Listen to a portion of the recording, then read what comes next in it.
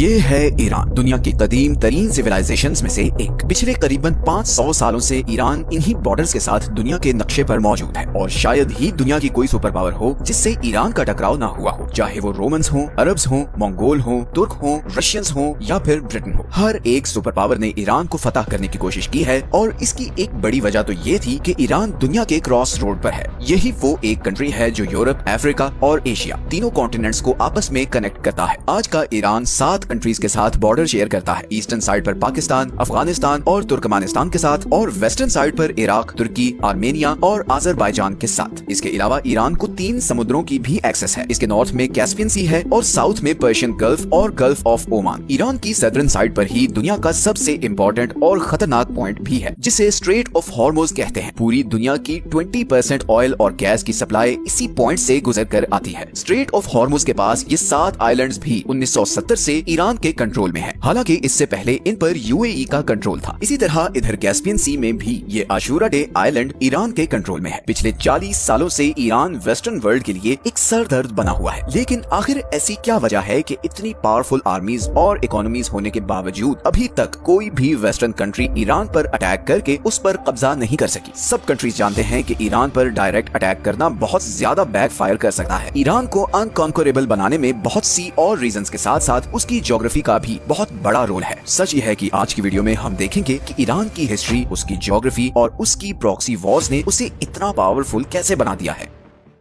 सबसे पहले हम ईरान की ज्योग्राफी को समझते हैं। ईरान की सदर्न और वेस्टर्न साइड पर ज़ैग्रोस माउंटेन रेंज है। ईरान की कोस्ट लाइन से लेकर इराक और ऊपर तुर्की तक फैली हुई ये माउंटेन रेंज ईरान को एक जबरदस्त नेचुरल प्रोटेक्शन देती है। ये सारा एरिया बहुत ही पथरीला है और इसे क्रॉस करना बहुत ज्यादा मुश्किल है। इन पहाड़ों का ईरान को इतना फायदा है कि 1980 में जब इराक ने ईरान पर अटैक किया तो उसका प्लान ये था कि एक तो वो यहाँ खुजिस्तान के ऑयल रिच सूबे पर कब्जा कर ले और फिर यहाँ से आगे ईरान के बाकी शहरों पर भी कब्जा करके ईरानियन रेवोल्यूशन को कुचल दे, क्योंकि सब अरब कंट्रीज डरे हुए थे कि ईरानियन रेवोल्यूशन के असरात बाकी अरब तक ना फैल जाएं। मगर इराकी आर्मीज 2 सालों में सिर्फ इधर खुजिस्तान तक ही पहुंच सकी। उन्होंने बहुत कोशिश की कि वो ज़ैग्रोस के पहाड़ों को क्रॉस करके ईरान पर कब्जा कर सके, मगर उन्हें कामयाबी नहीं मिली और फिर इवेंचुअली ईरान इराकी फोर्सेस को पीछे धकेलता हुआ इराक के अंदर तक घुस गया। मगर यहाँ पर ईरान को भी ये मसला आया कि जहाँ इराकी आर्मी को आसानी से उसके शहरों से सप्लाई मिल रही थी, वहीं ईरानी आर्मी को सप्लाई पहुँचाना बहुत मुश्किल हो गया, क्योंकि ईरान के सारे बड़े डिपो और शहर ज़ैग्रोस माउंटेन रेंज के दूसरी तरफ थे। यही वजह है कि 8 साल बाद ये वॉर बगैर किसी नतीजे के खत्म हो गई और दोनों कंट्रीज के बॉर्डर में 1 इंच भी चेंज नहीं आया। इसी तरह ईरान के नॉर्दर्न साइड पर कैस्पियन सी के साथ अल्बोर्ज माउंटेन रेंज है जो इसे नॉर्दर्न साइड से प्रोटेक्शन देती है और ये पहाड़ सिर्फ ईरान को नेचुरल प्रोटेक्शन ही नहीं बल्कि बहुत से रिसोर्सेज भी देते हैं। ये दोनों mountain ranges uranium, silver, gold और जिंक से मालामाल है। ईरान के पास दुनिया के सबसे बड़े जिंक के रिजर्व्स हैं। इसी तरह 20th सेंचुरी ने ईरान की इस ज्योग्राफी को 4 चांद लगाए जब यहाँ पर्शियन गल्फ के पास ऑयल और गैस के बहुत बड़े रिजर्व्स डिस्कवर हुए। आज की डेट में पूरी दुनिया के 10% ऑयल और 15% नेचुरल गैस के रिजर्व्स ईरान के पास हैं। ईरान को एक और चीज जो प्रोटेक्शन देती है वो 2500 किलोमीटर लंबी ये कोस्ट लाइन है जो 2 समुद्रों के बीच डिवाइडेड है। बंदर अब्बास ईरान का सबसे बड़ा सी पोर्ट दुनिया के एक बहुत बड़े choke point strait of Hormuz से सिर्फ 70 किलोमीटर दूर है और यही पॉइंट आज ईरान का सबसे बड़ा जियोपॉलिटिकल लेवरेज भी है। अगर ईरान अपनी नेवी के जरिए ये पॉइंट ब्लॉक कर दे तो पूरी दुनिया की इकोनॉमी कोलैप्स कर जाएगी, क्योंकि दुनिया की 15% एनर्जी सप्लाई यहाँ से गुजर कर एशिया और यूरोप को जाती है। अब अगर फर्ज करें कि कोई ये कोस्ट लाइन और ये 2 माउंटेन रेंजेस क्रॉस करके ईरान के अंदर आ भी जाए तो यहाँ पर दूसरा सबसे बड़ा बैरियर ये दश्त लूत और कविर रेगिस्तान है। लूत डेजर्ट को the hottest place on earth कहते हैं, क्योंकि 2005 में यहाँ पर 70 डिग्री टेम्परेचर रिकॉर्ड किया गया था। इस टफ और एबनॉर्मल ज्योग्राफी की वजह से ही ईरान को कॉन्कर करना ऑलमोस्ट इम्पॉसिबल रहा है। लेकिन आज की डेट में जो दूसरी चीज ईरान को इतना पावरफुल बनाती है वो है उसकी जियोपॉलिटिकल स्ट्रेटजी। सबसे पहले अगर हम ईरान के डेमोग्राफिक्स को देखें तो इसकी पॉपुलेशन तकरीबन 9 करोड़ है, जिसमें 95% शिया मुस्लिम है। ईरान में 62% लोग पर्शियन है, 16% आज़ेरी, 10% कुर्द और बाकी 12% बलोच, लूर, अरब और तुर्किक है। अब 1979 की शिया रेवोल्यूशन से पहले ईरान एक लिबरल कंट्री था और इस खिते में अमेरिका का एक बहुत स्ट्रॉन्ग एलाय भी था। इवन उस जमाने में अमेरिका ईरान को मिलिट्री जेट स्टेट्स तक सप्लाई किया करता था। लेकिन फिर इमाम खोमैनी के आने के बाद यहाँ के सारे डायनामिक्स चेंज हो गए। आपको ये जानकर हैरत होगी कि 1979 से पहले ईरान और इसराइल के आपस में बहुत अच्छे रिलेशंस थे। इनफैक्ट ईरान 1948 में इसराइल को एक्सेप्ट करने वाला दूसरा सबसे बड़ा मुस्लिम मेजॉरिटी कंट्री था। लेकिन इमाम खोमैनी ने आते ही पैलेस्टीनियंस की सपोर्ट में आवाज उठाई और ऐलान किया कि अब से इसराइल ईरान का नंबर 1 एनिमी है। तेहरान ने इसराइल के साथ सारे डिप्लोमेटिक टाइज खत्म कर दिए। इसराइल जाने वाली सारी फ्लाइट्स कैंसिल कर दी गई और तेहरान में मौजूद इसराइली एम्बेसी को पैलेस्टीनियन एम्बेसी में कन्वर्ट कर दिया गया। इसका सबसे पहला नतीजा तो ये हुआ कि इसराइल के साथ साथ ईरान के अमेरिका के साथ भी ताल्लुकात खराब होना शुरू हो गए। लेकिन ताल्लुकात की ये खराबी सिर्फ इसराइल और अमेरिका तक ही नहीं रही, बल्कि ईरान के गिर्द मौजूद सारी अरब स्टेट्स भी शिया रेवोल्यूशन के बाद अलर्ट हो चुकी थी। वो सब इस बात से खौफजदा थे कि कहीं ईरान की आइडियोलॉजी इधर अरब स्टेट्स तक ना पहुंच जाए और इसके नतीजे में उनकी किंगडम्स को अच्छा खासा नुकसान पहुंच सकता है। बिकॉज इन सब अरब स्टेट्स में बादशाहत थी। 1980 में इन्हीं सब अरब स्टेट्स ने मिलकर सद्दाम हुसैन को ईरान पर अटैक करने के लिए बैक किया था। यहीं पर ईरान को भी समझ आ गई कि अगर उसने सरवाइव करना है तो उसे अपनी आइडियोलॉजी को बाहर दूसरे कंट्रीज तक पहुंचाना होगा, क्योंकि उसके और उसके सबसे बड़े दुश्मन इसराइल के बीच ये सारे अरब कंट्रीज हैं जो उसके सख्त खिलाफ हैं। इसीलिए उसे कुछ ऐसा करना होगा कि इसराइल से दूर होने के बावजूद वो उसको थ्रेट कर सके। और यहीं पर ईरान ने ऐसे सारे ग्रुप्स को सपोर्ट करना शुरू किया जो एंटी इसराइल या एंटी ज़ायनिस्ट्स थे, जैसे कि पैलेस्टाइन में हमास, लेबनान में हिजबुल्लाह, सीरिया में फातिमियून ब्रिगेड, इराक में अल बदर और यमन में हौसी। इस सारे नेटवर्क को द एक्सेस ऑफ रेजिस्टेंस कहा जाता है और इसी नेटवर्क के जरिए ईरान इसराइल और इवन अरब कंट्रीज पर भी प्रेशर रखता है कि वो ईरान के खिलाफ कोई भी कदम उठाने से पहले 1000 बार सोचें। इसीलिए जब इसराइल ने गजा पर बम्बार्डमेंट शुरू की तो इधर लेबनान से हिजबुल्लाह ने इसराइल पर मिसाइल फायर किए और यहाँ यमनी हौसियों ने रेड सी से गुजरने वाले इसराइली और अमेरिकन शिप्स को ड्रोन से टारगेट करना शुरू कर दिया। ईरान की इसी प्रॉक्सी वॉरफेयर स्ट्रेटजी ने उसे काफी डेंजरस बना दिया है। अब वॉरफेयर स्ट्रेटजी की बात हो ही रही है तो ईरान की ड्रोन टेक्नोलॉजी का जिक्र करना बहुत जरूरी है। जनवरी 2024 में जब हौसियों की तरफ से यहाँ से गुजरने वाले कंटेनर्स पर लगातार ड्रोन अटैक्स किए जा रहे थे, तब फ्रांस ने यमन के शाहिद ड्रोन को गिराने के लिए $1 मिलियन